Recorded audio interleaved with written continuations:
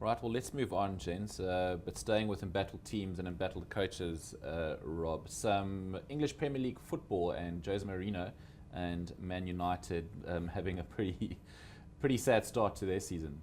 Yes, the not so special one is what a lot of people will be saying. We know that there were problems with his Chelsea comeback. Now, of course, back in the Premiership with Manchester United, the supposed sort of dream job for him, and everything was all hunky dory, and the big turnaround was going to happen at Old Trafford. I'm afraid that's a little bit on hold at the moment. United already, I think it's 6 points off the pace now, Garen, after the weekend, which is already pretty ominous. Even worse for Man United fans is that their close rivals Man City are the ones who are 6 points clear of them.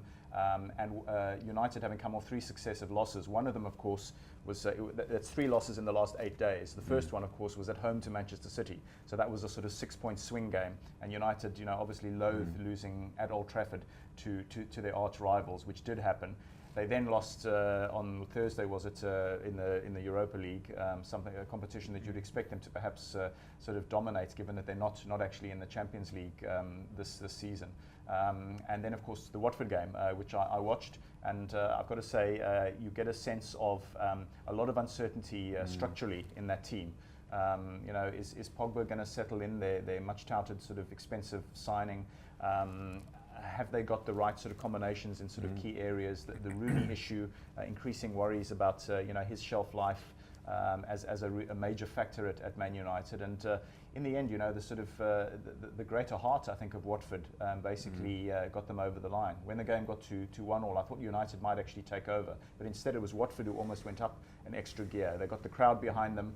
And got a couple of late-ish goals to win reasonably convincingly in the end. So big concern there. And as I say, United already 6 points off the pace, not ideal for their sort of resurgence. But I mean, the special one, as they call him, he has this history and ability to turn teams around sort of from the word go. But the last 2 seasons in the English Premier League, it's just been, it hasn't turned out that way. Yeah, look, I mean, we've got to give him a little bit of time, obviously. I mean, there's always this sort of outrageous sort of suggestion that if one manager sort of doesn't do well in the first 5 or 6 games of the season, it's let's sack the boss kind of thing.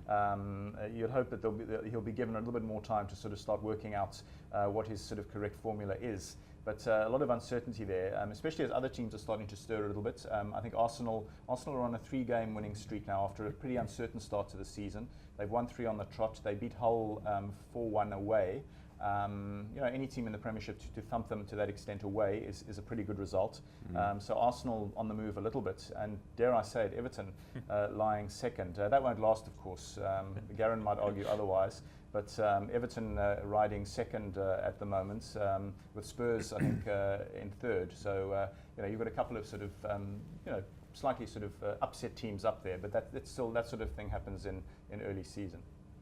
Okay, Garen, finally, the Paralympics has come to a close, and South Africa with a pretty decent medal tally, but not as good as 4 years ago. Had a very good day. Was it last Thursday? They were calling it a golden day for South Africa. Yeah. But yeah, what did you make of Team SA's Paralympic efforts? Yeah, as you say, not as good as 4 years ago in London, where we won 29 medals. This time we only won 17. It was a smaller team, that has to be pointed out, but not sort of in the ratio that we should have won. 12 fewer medals? When you look at the Paralympics, China topped the medal table. I think they won 237 medals or something like that. That's an astounding number. It's I don't want to say it's easier to win Paralympic medals, but there are just more events in which to win them. So you'd think that South Africa would have picked up a few more, even though they had a smaller team. They finished, I think, 22nd overall on the medal table. In London 4 years ago, they were 18th, so gone back a little bit in that respect as well. I don't want to say it's a letdown from the able-bodied Team South Africa, who picked up 10 medals previously at the Rio Olympics, which tied their best ever. So the Paralympian team didn't do as well as they would have liked, I'm sure, but still some standout performances. It's great to see the athletes in action across many disciplines. You take your hat off to them, what they've managed to achieve through great adversity, obviously. But there'll be a number of South Africans arriving back tomorrow morning, I believe, at OR Tambo. Encourage everyone to get out there and support them. It should be fantastic, as it was for the able-bodied athletes when they return. So, all in all, great event, great Olympics, great Paralympics. 4 years, to go until Tokyo. It should be good fun. All right, gents, thank you very much. Thanks, Nick.